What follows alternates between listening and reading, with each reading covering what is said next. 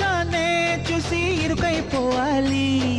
ఎద సభలో ఎన్నో ఎన్నో ఊసులు చెప్పాలి, రసమయ సభలో చెప్పినవన్నీ చేసుకుపోవాలి.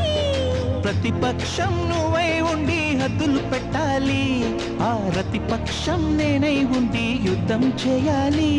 నా వలపు కిరీటం తలపైనే ధరించు, నీ చిలిపి ప్రతాపం నిలువెల్లా చూపించు, నీ చెనుకులకే వేస్తా నా ఓటు, నా చెమటలతో వేస్తా ఓటు.